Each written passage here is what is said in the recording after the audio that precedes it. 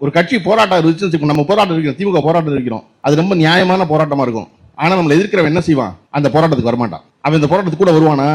வரமாட்டான். கச்சத்தீவை மீட்கணும் நம்ம போராடுறோம், நம்ம கூட வருவானா? வரமாட்டான். அது போல ஒரு அவதூறு சொல்லுவான், நீங்க தான் கொடுத்தீங்கம்மா, எங்கடா கொடுத்தான் காட்டுறா, வரலாறுன்னா காட்ட மாட்டான். ஒரு டேட்டாவும் இருக்காது, வாட்ஸ்அப் ஃபார்வர்டே சொல்லுவாங்க.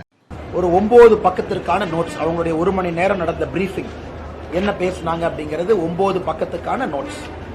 இதை முழுவதுமாக இன்னைக்கு பத்திரிகையாளர்கள் நாங்கள் வெளியிடுகின்றோம். நேற்று பேசியது, இன்று பேசியது எல்லா காப்பியும் உங்களுக்கு கொடுத்துறோம்.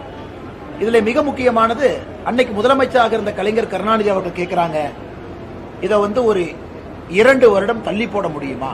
இன்னைக்கு வேண்டாம், 2 வருடம் தள்ளி போட்டு கச்சத்தீவை நீங்க தார வாருங்க, இன்னைக்கு வேண்டாம் என்று சொல்றாங்க.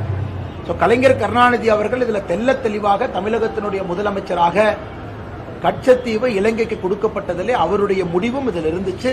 அதுல எந்த மாற்று கருத்தும் இல்லை. சகோதர சகோதரிகள், இதை படிக்கும் பொழுது உங்களுக்கும் தெரியும்.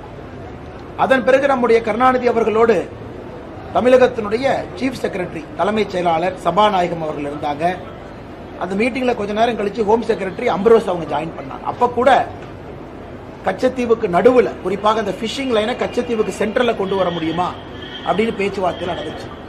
ஆனா கடைசியாக கருணாநிதி அவர்கள் கச்சத்தீவு காங்கிரஸ் அரசு இலங்கைக்கு கொடுப்பதில் சம்மதம் தெரிவித்தது மட்டுமில்ல, சின்ன விதமாக நான் போராட்டம் நடத்திக்கிறேன், இதை நான் லோக்கல்ல ஹேண்டில் பண்ணிக்கிறேன், இதை பொலிட்டிக்கல் இஷ்யூ வரும்பொழுது நான் பார்த்துக்கிறேன், அந்த அளவுக்கு கருணாநிதி அவர்கள் அன்னைக்கு வெளியுறவுத்துறை செயலாளர் திரு கேவல் சிங் அவர்கள்ட்ட பேசியிருக்காங்க.